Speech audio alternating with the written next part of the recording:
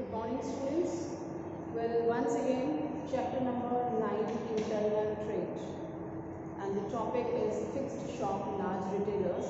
And today we are going to discuss the last one is automatic vending machine. Okay. And we will try to wind up this chapter today. Well, automatic vending machine. First, understand its name.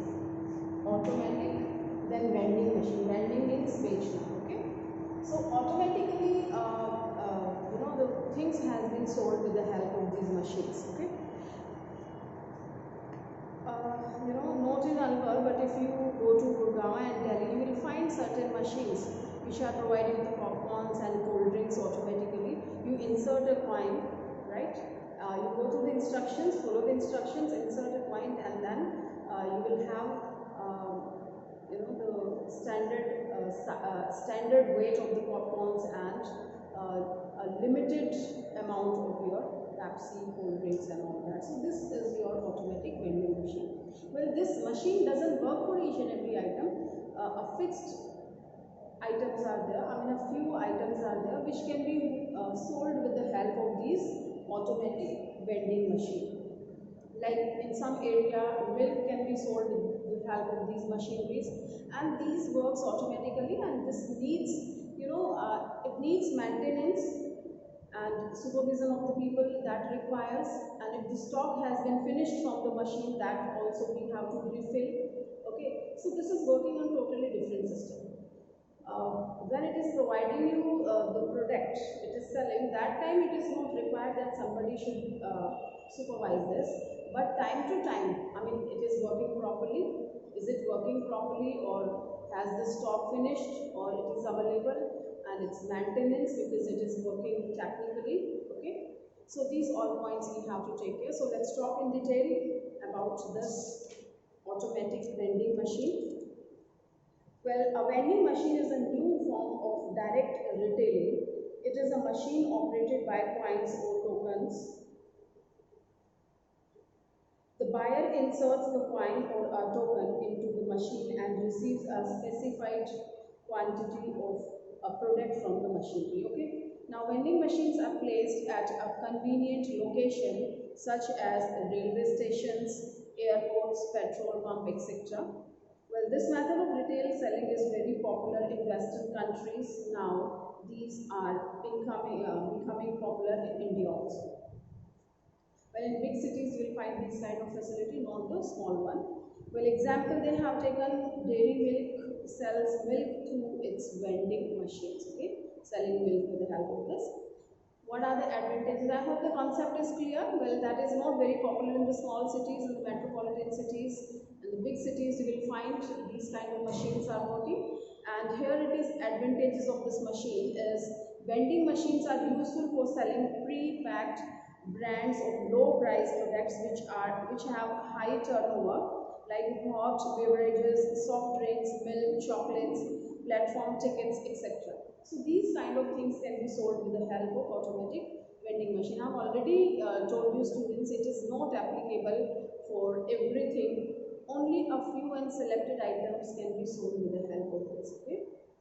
So these were the advantages. Pre-packed branded item. Okay. Next one is the customer gets fresh supply of goods which are uniform in size and weight. What kind of item it is giving? Uniform in size and weight. If you insert the coin, so similar kind of thing comes out, and similar quantity, equal weight comes out. Okay. Then, and fresh of course, because when it finishes, so they have to refill the stock. So the fresh items you get. Next one is 24 into 7 days services is possible without requirement of the sale. Well, we don't have to worry about the timings of the shop, the market will close so and so. This is providing, round the clock, there is no problem at all. Well, these were the advantages. Limitations, of course, so many limitations are there. The initial cost of installing a vending machine and expenditure on regular maintenance and repair are quite high. Once you install this machinery, this is quite expensive. This is automatic, okay, and regularly. It's not that once you have installed and you will forget it. No, time to time you have to take care. You have to spend the time and money for its maintenance, repair. Okay, costly.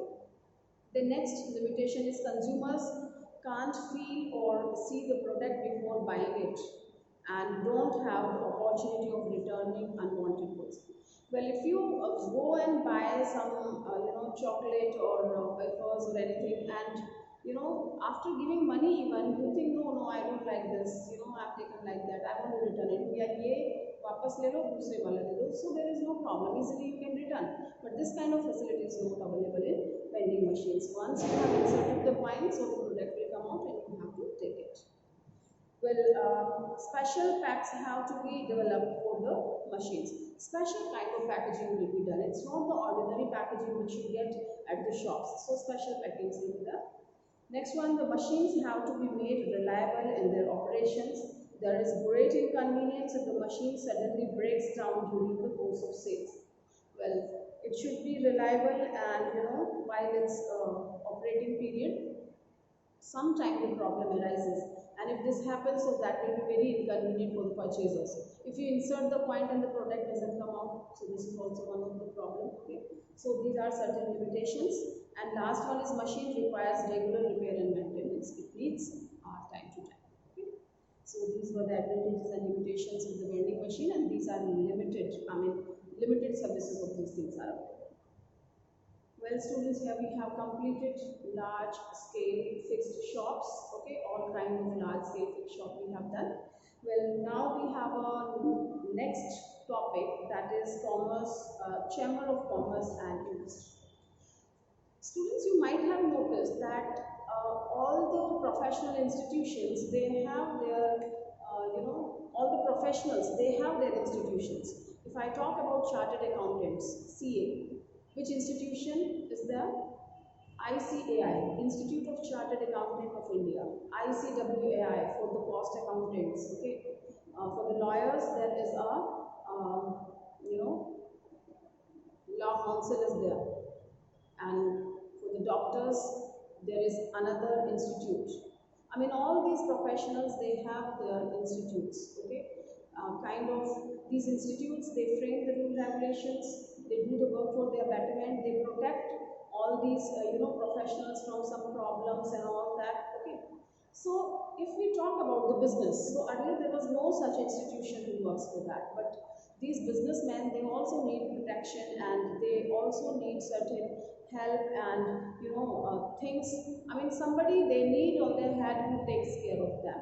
Okay, so this Chamber of Commerce, this is working for the businessman, for the business community. So let me read it for you. A Chamber of Commerce is a voluntary association of businessmen belonging to different trade and industries. The main objective of a Chamber of Commerce is to promote the legal general business interest of all the members and to foster the growth of commerce. So it is helping the people in all the way, helping the businessmen in all the way, wherever they require any help, suggestion, protection. So this Chamber of Commerce is providing them. And chambers of commerce are non-profit making organizations, means these organizations are not meant to earn profit. These are meant to provide services. Well, in India, following associations or chambers act as the national guardians of trade, commerce and industry. Well, what are the institutions? The first one is FICCI, that is Federation of Indian Chamber of Commerce and Industry. Another one is Confederation of Indian Industry, and the third one is Associated Chamber of Commerce and Industry. So these three institutions, they are working in India. They are working for the businessmen, for traders, and for the another kind of industries. Okay. Well, what are their functions? So you will understand better what is this Chamber of Commerce, what work it is doing for the business and trade. Well, it is providing interstate movement of the goods. Sometimes we can have some legal problem and all, how to sell the goods from this place to that, how to get it, how to get the raw material and all. So interstate movement of the goods. The Chamber of Commerce and Industry facilitates interstate movement of goods by registration of vehicles, construction of highways and roads, etc. I would like to clear this point, students. This is not Chamber of Commerce who is going to construct the road. It is not spending money on that, but it is helping the businessman. Neither businessman can construct nor the Chamber of Commerce. It is the government whose work is this and who has to do this work, but it is insisting the government, it is keeping the proposal of the businessman, it is carrying the problems of the businessman, that we are having this particular problem in this particular area. Okay, so they assist these businessmen who don't have time and the way to go, so they are helping. Well, next one, octroi and other local taxes. So octroi and local taxes are the important source of revenue of the local government. These are collected on the goods and from people entering the state or the municipal limits. The Chamber of Commerce and Industry try to ensure that imposition of octroi and local taxes don't hamper the smooth transportation and local trade. Well, when the movement of the goods are there from one state to another one, so these local taxes has been implied. These taxes are levied. So it is taking care of its smooth application, and smooth transportation system should be there, and unnecessarily the people should not tease these businessmen and all. Unnecessarily some imposition of the taxes should not be there. Next one is harmonization of tax structure. Well, the Chamber of Commerce and Industry play an important role in interacting with the government to harmonize the goods and services tax. Well, when we have some certain problems, so who will communicate it to the government? Well, the GST is very high and we don't agree with this, we are not satisfied with these rates and all. So who carry our problems and our voice to the government? So this is your Chamber of Commerce and Industry. Okay, so they are carrying the things. So it is doing what? Harmonization of the tax structure. Next is weights and measures and prevention of duplication brands. So this is working in this field also, that everything should go smoothly and weight and measurement should be proper, and duplication of the brands should be stopped, should be banned, and they do work in this field. The Chamber of Commerce suggests various policies and law related to check the manipulations in weights and measures and duplicate brand names. This is necessary to protect the interest of the consumers. Well, all the consumers want that there should not be any kind of problem, so this Chamber of Commerce and Industry works in this area. Next one is promoting sound infrastructure. That is the base of all the businesses, right? The success of any business depends upon the sound infrastructure. So Chamber of Commerce is taking care of this also. Next one is labor legislation.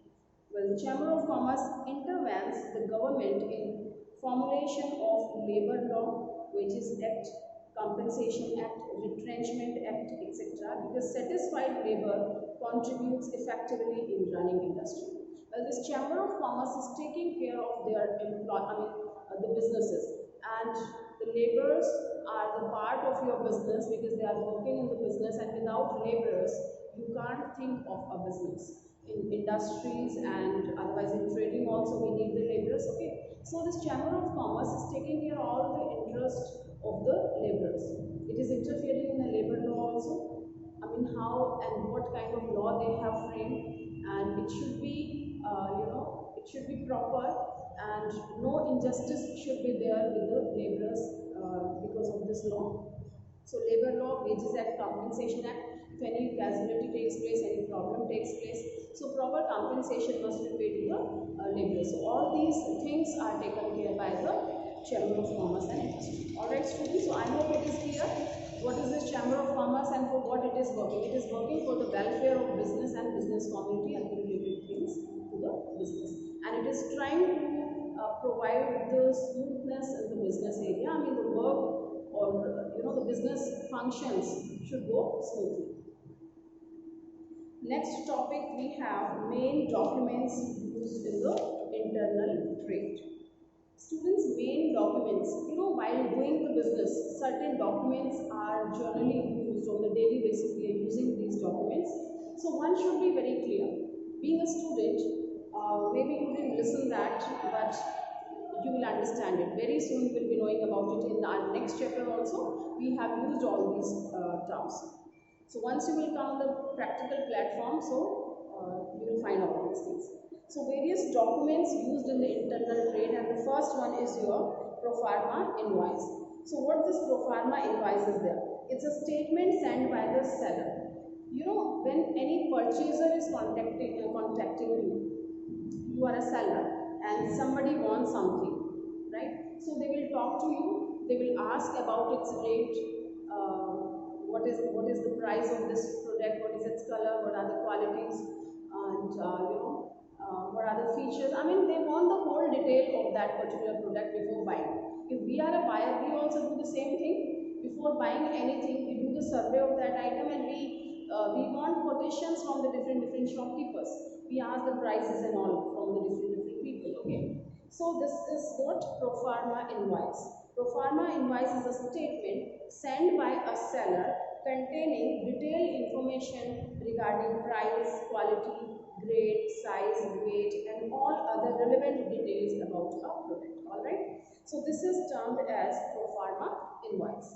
Further, it is explaining it's of immense use for the prospective buyer. When the buyer is interested in knowing the amount which he would have to pay in case of places an order, he requests the seller to provide details about the payment. So he provides that. Okay. So in such a case, the seller prepares the proforma invoice and sends it to the buyer, which is containing all the information. Well, next we have invoice. Students, don't get confused with the proforma invoice and invoice. Proforma invoice was the detail regarding the product, okay, and this invoice, this is created at the time of credit purchases, okay. Well, an invoice is a statement sent in case of credit purchases by the seller to buyer stating therein the particulars of the goods purchased. So we were talking about the invoice. So an invoice is a statement sent in case of credit purchases by the seller to buyer stating therein the particulars of the goods purchased. If you purchase something on the credit basis, so seller gives you, and we call it a bill or memo also. Bill, if you are purchased on the credit basis, so the shopkeeper will provide you bill. Okay, so this bill is containing all the detailed information, and we call it invoice. Okay.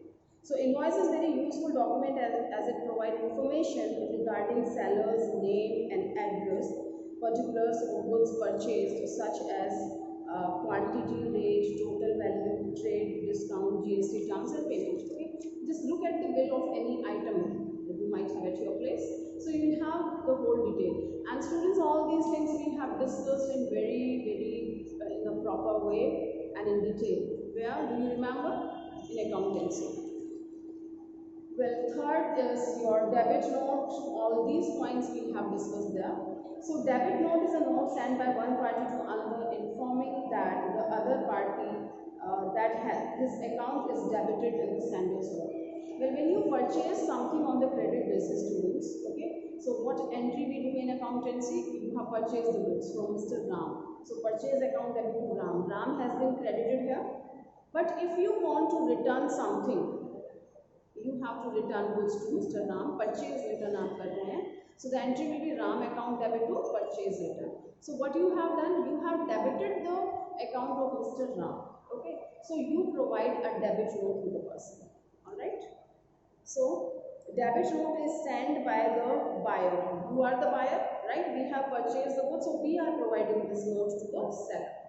So debit note is sent by the buyer when he has been overcharged or when he returns back the goods. Sometimes this is also possible that they overcharge, ज़्यादा उन्होंने charge कर दिया है.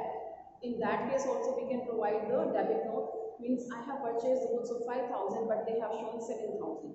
So Mr. Ram को मैंने 7 से credit किया, which is wrong. So I will debit Mr. Ram by 2,000. So the account will be clear. So I have to make a debit note and I will provide to that person. Okay. So it's very useful for him as by sending the debit note, he reduces his liability towards the seller. I hope you understood. And students, here is a format of the debit and credit note also, which we have discussed in the accountancy.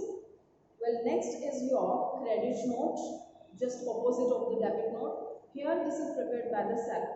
Credit note. Suppose if I sell something to Mr. Sham, my entry will be Sham account debit to sales. Okay. Now, sales return. He is returning the goods. So what I have to do? I have to credit the account of Mr. Sham. Sales return account debit to Sham. Okay. Now credit note is a note sent by one party to another informing the other party that his account is credited in the sender's book. And credit note is sent by the seller, as I have given an example of myself that Shyam को हमने goods बेची, so I will provide him a credit note. Okay, so credit note is sent by the seller when he has overcharged the buyer or when he receives back the goods. Goods return किए ना उन्होंने, तो sales return हो गया, we have to give them credit note. Hope it is clear. Well, next we have lorry receipt. This is in short we call it LR. Lorry receipt. It's a receipt, as its name is suggesting, students. Lorry, जो trucks होते हैं ना, the long one, we call it lorry. So it is a receipt issued by the transport company to the consignor of goods, undertaking to carry the goods on lorry to the place of destination and deliver the same as per the instructions of the consignor. Well, what is this concept, students? I tell you. Well, I'm selling certain goods. I'm a consignor. I want to send my goods to some other place. How this will go? Suppose this will go by the lorry, trucks and lorry के through मुझे भेजना है. So I have to hand over my goods to the transport company. Transport company क्या होती है? जिनके trucks होते हैं, जिनकी लॉरी है, ऑनर है, हम उनका ट्रक रेंट पे लेते हैं, लॉरी हमने रेंट पे ली, ठीक है, कि मेरी ये गुड्स भेजनी है, इसका जो भी रेंट है वो मैं आपको दे रही हूँ. So I have handed over my goods to this transport company. Lorry के ऑनर को मैंने दे दिया, उन्होंने उसमें लोड किया एंड भेज दिया. But what is the proof with me that I have handed over my goods to this person? Maybe tomorrow he denies. He doesn't take the goods to the destination. They sail out, they use themselves, and they say, "कि what is the proof that you have given the goods to me? क्या proof है आपके पास?" And of course that is true. What is the proof with you? You don't have. So for this, whatever the goods I have handed over to this transport company, they have to give me a receipt for this. वो proper receipt बनाएंगे, the whole detail will be there. They will mention कि yes मैंने Lalita and company से इतनी goods, ये वाली goods इस date को यहाँ पे मुझे पहुँचानी है, the whole detail will be mentioned. तो वो मुझे receipt देंगे. So this is a proof with me, legal document है. कल को अगर कोई problem होती है, they deny, तो I can prove that. Okay, I have handed over my goods to this transport company. Hope you understood that. Well, it is an okay. It's known as transport receipt or बिल्टी in Hindi. All right, हम इसको बिल्टी भी बोलते हैं. Those who are having the transport company's business, they might be knowing. Well, it is an acknowledgement of the fact that goods have been received by the transport company. एक तरह का acknowledgement है ये receipt मेरे पास कि मेरी goods transport company के पास है. And then it is also document of the title of the goods. The consignor sends the lorry receipt to the consignee to enable him to take delivery of the goods. Another one is, this is what? This is a title of goods, you know. I have this receipt. So how the consignee, जहाँ मैं भेज रही हूँ वहाँ कोई लेगा ना, ये goods को receive करेगा. So how the person will receive? And मान लीजिए ये कुछ goods इसमें से use कर लेते हैं या कुछ भी कर देते हैं, destroy हो जाती हैं, तो उनको क्या पता मैंने कितनी भेजी है? So for this purpose, I may send its photocopy, its duplicate, I can send to the consignee.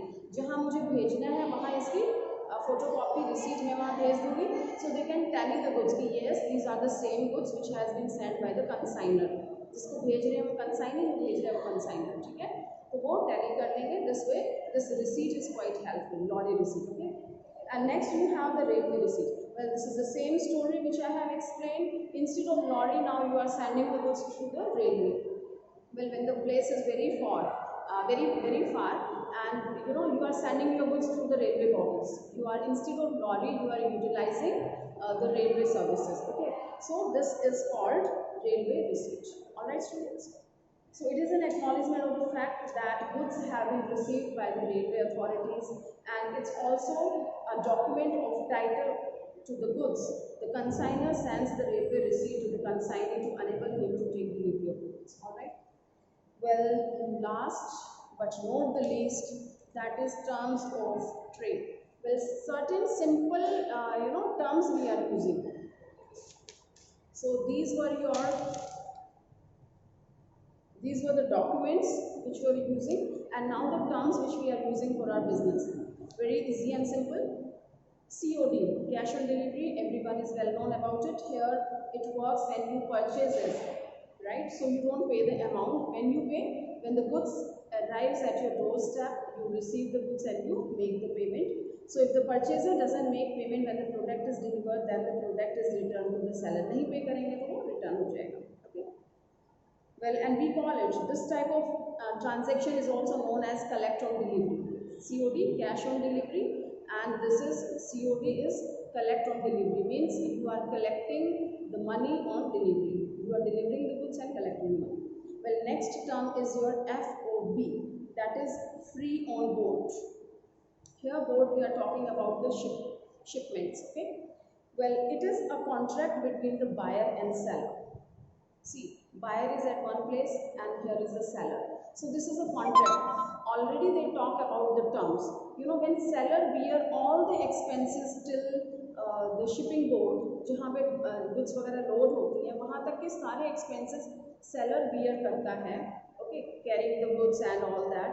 So this term is called FOB, means free on board. I read it for you.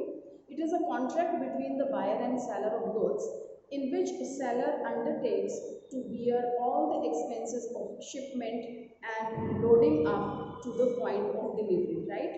Where we are just delivering the goods, so they are just bearing all the expenses. The FOD means free on board, price quoted by consignor, includes all charges up to the point of delivery. Then second is, it is telling the ownership of title in the goods passes from the seller to the buyer upon delivery, means delivery के time ownership definitely that transfers. If goods are transported via rail rather than by ship, then the term FOR has been used instead of FOD, right? Free on board. Okay, that was FOB, and this is FOR, means free on rail. Next is your CIF, that is cost, insurance and freight. Here also the same system works, where the seller, this is a contract again between the seller and buyer, in which seller has to bear the cost of shipment up to the ship, insurance cost and cargo and freight cost up to the destination port. Here again this is a contract between seller and buyer. And here also seller is bound to pay money, but it is not only till board. Here it is paying something extra like insurance amount and freight till the place of delivery. Okay, so the seller is bearing all the expenses, and this term is called CIF. Okay, cost, insurance and freight. This is also included in that, right, students? And the last is errors and omissions accepted. Errors and omissions accepted. You take any bill and you will find this has been written just at the end of the bill, E and OE, and the full term is errors and omissions accepted. In Hindi we call it bhool chook leni deni. These things are being written by the businessman on the bills and on the invoices to keep themselves safe, to have a legal protection. Suppose any mistake is there in the bill, so nobody can file a case against you because you have already mentioned bhool chook leni deni. Some errors can be there, some omissions can be there. गलती हो सकती है, कुछ भूल से हो जाता है, right? So these all things are accepted. So you accept that, all right? So in legal terms, it seeks to make a statement that information can't be relied upon or may have changed by the time of use. All right, students? So that's all in this chapter. I hope you understood that. So here we have completed chapter number 9, internal trade, and after this we will take one accountancy chapter, and after that we will start our next chapter, that is international business. So students, once again I'm reminding you, do your studies properly, listen the video carefully, then go through the chapter, right? Learn this and prepare your notes. Don't underestimate the things. Okay, take care and do the studies properly. Thank you.